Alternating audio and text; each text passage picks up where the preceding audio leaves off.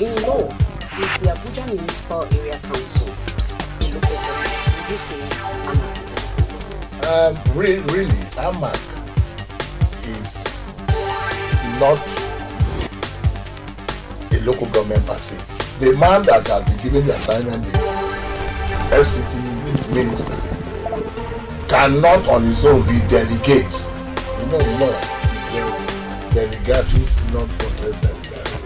You cannot delegate what has been delegated when we say local government, but acts, whatever is inside. If you feel that the market will not of course, it's so fundamental right now that you have to follow it. He may have his reasons. In this, the confusion in this issue is that we really don't know who is the accuser and who is the judge, who is the prosecutor. Jubril raised the issue of the House was defensive.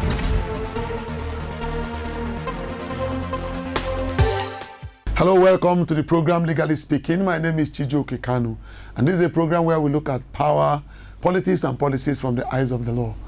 As I said last time, we are continuing our discussion on the Nigerian Bar Association. You will agree with me that it's not something that can be taken off in a bite. So today we have a second bite on the cherry. Please sit back and enjoy the concluding as part of that discussion.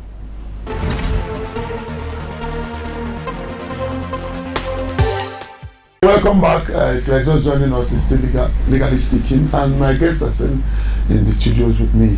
If you're just joining, I have Mazi Afamusibe and Prince Amokoma, both legal practitioners in Abuja. Afam came to do some special discussion with us on NBA, especially the issue of stamp that day started, and Al just came back from a break. Gentlemen, we are talking about the stamp. You have two colors. What informed that decision? Now, if you look at Rule 8 of the of the Rules of Professional Conduct, it seeks to bifurcate what lawyers can do. So those in salaried employment are not to do some things. They are not supposed to represent the person other than their employer. Even the employer is limited, so those in government departments can only represent their employer if the law creating them authorizes them. So lawyers, for example, in FRSC, authorized by the FRSC Establishment Act 2007 to represent the road safety and court proceedings. So lawyers in the Ministry of Justice can do that. So if there's any other body that its law permits, they can represent them. But then again, we have felt that if you look at the rules of professional conduct, the Code of Conduct for Public Officers, it also says that a public officer shall not engage in private practice except farming for profit. So a lawyer in Ministry of Justice may give pro bono advice or prepare an agreement, but should not charge a fee. So reading together Rule 8 of RPC and the Code of Conduct for Public Officers, which applies to all government persons, we felt that since the rule has introduced the dichotomy yes, between private practitioners, those in private practice, those who are in private legal practice, let me just put it that way, and also otherwise employed like lawyers in banks who are in-house counsel, so that the stamp should on its face value show where you fall under. But it's unfortunate that some see that we are trying to discriminate, NBA trying to discriminate against them, to suggest that they are not good lawyers like the other person. And the answer to it has always been that, look, there's nothing discriminatory. It will not be considered discriminatory if you give birth to a child, a male child, and the parents decide to buy more blue clothes for him because that is a male child, and pink for a girl. It's not discriminatory. It was more like to show the differences between them in their gender, in their sex. Before I forget, if somebody who is in public employment, a lawyer that is in public employment or corporate practice or something, decided to apply for the seal through a chambers and gets a green color, is it an offense? You see, that's an interesting question. People are not supposed to misrepresent their status of employment, but it happens. So you see people who should not apply for green stamp applying for it, and they get them. So in a sense, you would be right in saying that that's a misrepresentation, because I mean, if you're a Minister of Justice and you apply as if you're working in ABC solicitors, you would have misrepresented your work status, and then one can rightly say you have misled the association into believing you were private legal practitioner when you should get the order. Yes. Is it punishable under the code of conduct? It's punishable. Yeah. If you go under Rule 1, the omnibus rule 1 of the RPC, it would rightly be an offense under it would offense Rule 1 of the RPC. I mean, a lawyer, and also the rules about a lawyer employing candor in his dealings with other. Yeah, there are appropriate rules that if you look under very well, it could rightly be misconduct. It's the same thing like saying you are 10 years at the bar. It's not 20 years at the bar. 20 years at the bar. To avoid the fee. Exactly. So when you lower your age, so that you pay less than you should pay. I think that's also a good example. But gentlemen, this idea of paying for practicing fee and then other things that are collateral to it doesn't amount to double taxation really, because we have fixed fatigues right now. You pay this one, you pay branch due, you pay this one, you pay that one. No. It's not becoming a big fatigue on our finance. It's not a fatigue. It's not a fatigue because you belong to different group. If you are a member of a church, and you try to be a member of all the different groups, you pay their dues. Absolutely. I'll give you another quick example. If you belong to the Chartered Institute of Arbitrators UK, so every year you pay your dues to the UK body, you pay to the Nigerian body, and you pay to your chapter. So you belong, you dues, and practically it goes between the Supreme Court and the NBA, and then you pay your branch dues, and those are fixed by the branch, and other levies they may fix. So in branches they fix debt levies, welfare, this. I agree in some branches the views could be unnecessarily too much, but the fact that they are being paid does not mean it's double taxation. Right. In the NBA right now, in legal practice right now, the issue of bill is also an issue I would like you guys to talk about. The billing, the bill of charges. What is happening to it right now? Because nobody seems to follow the rule anymore. Yeah. What's the problem? Sometimes, in a bid to survive, many lawyers do charge in a manner that may not be professionally sustainable. So we feel that a fee that some persons may consider ridiculous, that if they don't take it, the next lawyer would. So it becomes a battle for survivor. Oh, pay me 5% of it. How can I pay you? The other person takes 10,000. If you won't take it, I know why I came to you, kind of thing. So they don't want to lose that client. So immediate gratification. So they charge anything. But the law has provided for what you charge. And if we as practitioners will have fidelity to the laws regulating charges, especially legal documentation, these complaints will go. And I believe someday MBA will be able to also acquire the capacity to be able to supervise this and monitor it and ensure compliance, because the words of the regulation on charges for legal documentation is couched in a somewhat mandatory manner. Yeah, but I also believe that charge should be simplified, because the calculation can be quite confusing for many practitioners. We need to look at it, have it reviewed, so that lawyers can easily apply it. From what Mazi has said, it seems that bill of charges is not enforceable. No, it's not that it's not enforceable, but we're not enforcing it. Absolutely. I think that's a very good way of putting it.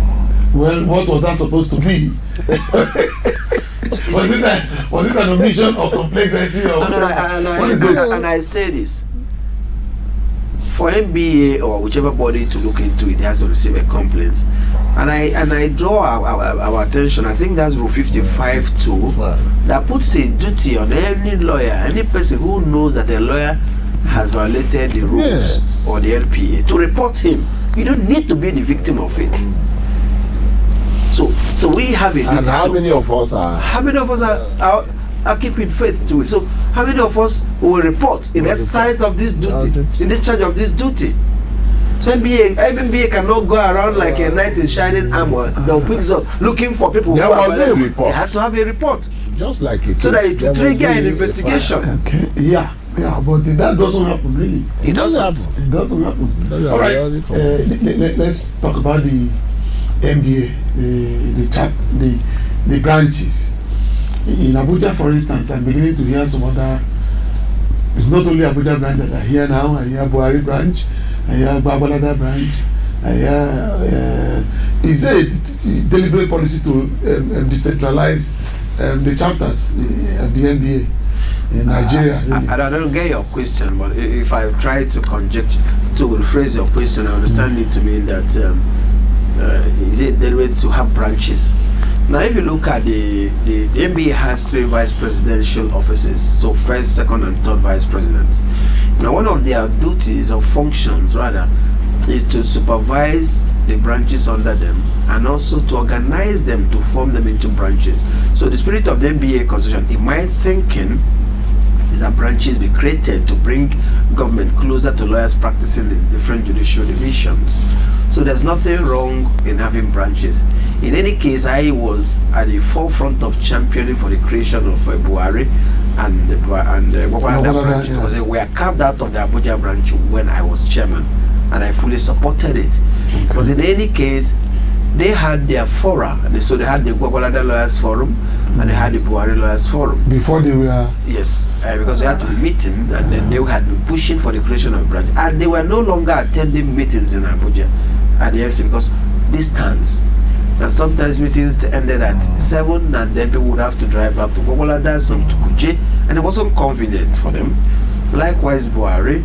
So, and we felt that to also encourage greater participation, that it was right to support the application to create these branches, and we did, and the NEC approved it. So it was really in line with the MBA constitution that required that this be done.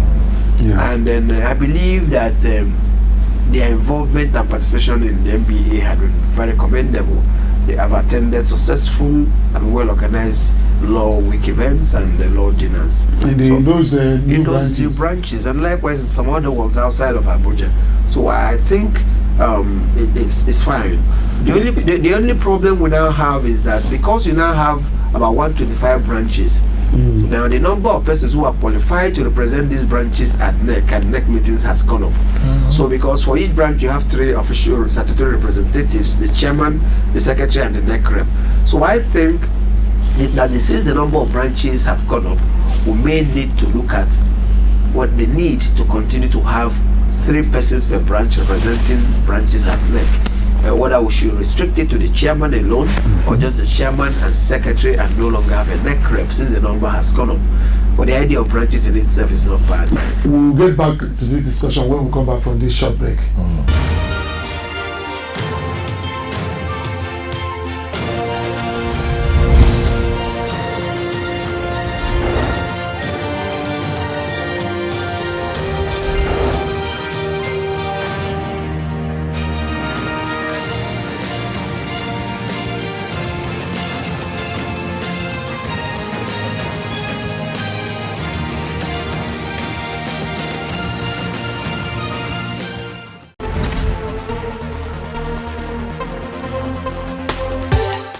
Welcome back. If you are just joining us, it's still legally speaking, and my guests are still in the studios with me. I have, if you're just joining, I have Mazi Afamusibe and Prince Amokoma, both legal practitioners in Abuja. Is there a particular number that you will have before you constitute those people as a branch? 50, it says minimum 50. 50. The constitution actually stipulates that if the membership of a branch goes below 50, then NEC will withdraw Their recognition as a branch. And this membership would also be tied to not 50 persons paying their practice fee every year. Okay. Just a minute. Please. You said 50. I'm sure most of the branches don't have 50 members. Because, like The one in Port Harcourt, I know very well. Most of them stayed in Port Harcourt, do everything in Port Harcourt, but they have the Degema branch. You'll be shocked that the Degema branch. Okay, maybe when you look at the enrollment. No, if you go there. I was there the day the Degema branch was inaugurated. Okay. While you may be right that most of the members may live In Port Harcourt. in Port Harcourt, but I was there and I saw the membership the day it was inaugurated, and it was well over 50. Because the number that applied was also well over 50. Now the rule allows you in a place you have office. So if you have an office in Degema or a semblance of it, and you also practice in Port Harcourt, you can belong to either Port Harcourt or Degema branch. You can't belong to the two together. No, you can't. You can only belong to one branch. Ah, that is interesting, man. Yeah. So in all, where you have up to 50 members, no matter the distance, you can give them a branch. Assuming in Wuse, we have 50 people in Wuse. It's not that simple. But Okay. in a judicial division, Okay. in a judicial division. So to yeah. avoid you being 5 branches in one judicial division. So Degema has a judicial division. Mahoda does. Mok does. Okay, that is Oyiwelia. Okay, it does. Does. So I want to ask you this question. I've been wanting to ask you the question even off the set, but thank God you are here today. Is NBA really? Will NBA be worried if another body for lawyers is constituted in Nigeria? Because I've heard about Nigerian body of lawyers, all sorts of people trying to come together to have another kind of association. Is NBA actually opposed to it? I would want to believe that we would be better off in Nigeria under one umbrella. So if you're asking me whether I propose that NBA be broken up, the answer is No. yes, of course. I don't think it would be a good idea. But okay, maybe, but not unlawful, really. Well, I would If you juxtapose it with the provision of right of association, will it be convenient for another body to emerge, just like the accountants, another body emerged? Because the reason why they are saying so is they are saying that NBA does not call people to bar. People are called to bar before they come to NBA. So if they call you to bar, you can have 1 or 2 associations from where to choose, rather than the conscription. Mr. Kalu, system that we have now. we are veering off into an area that I'll be a bit reluctant to discuss. Okay. Okay. Yes. Okay. There's only one American bar association, and it also does not call people to the bar. Yes. They have state bars that call people to bar, but the American Bar Association accredits law schools, and it is the umbrella association of lawyers in the U.S. So if we are to be looking at calling to bar, then probably one will make the argument that there should be no bar association, because the people are also called to the bar in the UK by their different ends of court, not by their law society. So it should go beyond that. And I dare say that while NBA is not a juristic person, it was like a creation of statute rather than use that term, is a juridical person. The Constitution mentions it as a body that should represent lawyers in the NJC, also in the FJSC, and some other statutory like Legal Aid Council and Council of Legal Education. So we are better together. Yes, and ICANN you mentioned. I hope you know it was a hotly litigated matter until some form of settlement was reached. Yes, I know. Because ADNAN was created by another decree. Yes. And people still ask if it was necessary. But I don't want to be dragged into that argument. Yeah. But I think that we are better. No, yes, but what I take is that you said we are better together. Absolutely. And I've spoken to a number of our colleagues, and they felt that we are better together. Now,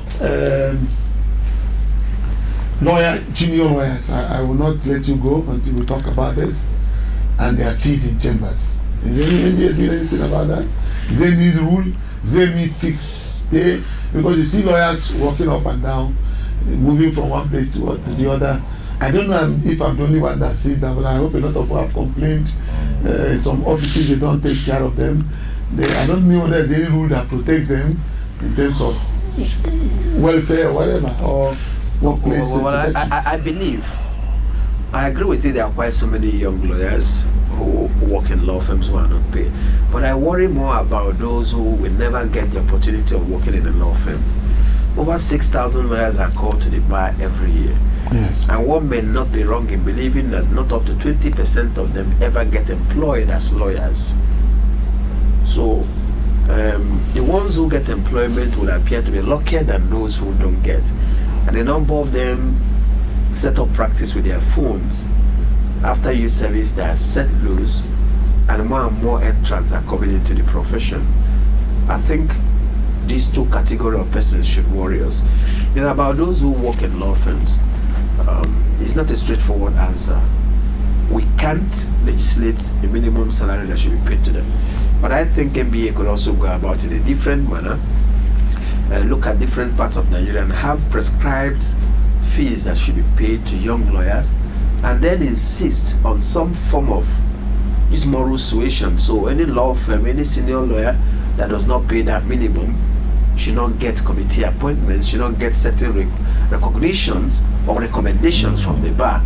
So as a way of making people to pay this, since we cannot legally force them to do it, but we can use that as one of the baseline for determining their level of involvement and participation in leadership positions, in different things. And even privileges. That's why privileges. So privilege. So if you don't pay it, we will not be able to extend this privilege or courtesy to you. So it will be a starting point, and then if it catches on. And another aspect of it, so encouraging law firms to pay better. I did a paper a few years ago where I argued that we don't even have enough law firms for most of these young persons who are coming out.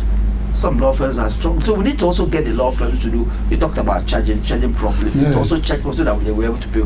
But above all, if we encourage law firms to go into partnerships, these young persons will acquire a stake in the firms. Then what they get home with from the office will better because they are co-owners. So they also help generate breaks for the office. Yeah, because we hardly run partnership there. And it's very important. And you see that the very successful law firms are the partnerships. So, and that is the way to go. That is the future of the legal profession. It will help improve the welfare of both young and older lawyers. It makes it easy for most of us to retire early. Yeah.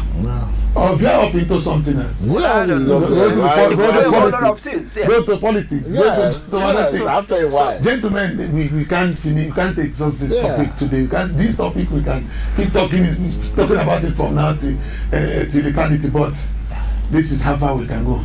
It's a pleasure. It's wonderful having you in the studios today. It was difficult, but at least you are here.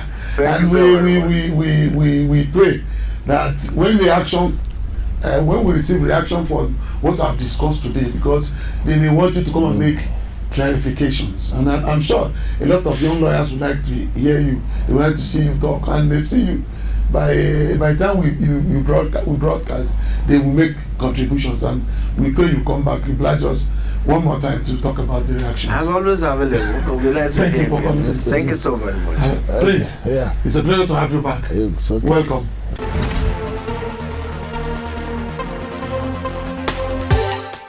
Well, we have come to the end of this discussion on the Nigerian Bar Association, but you can keep the conversation going.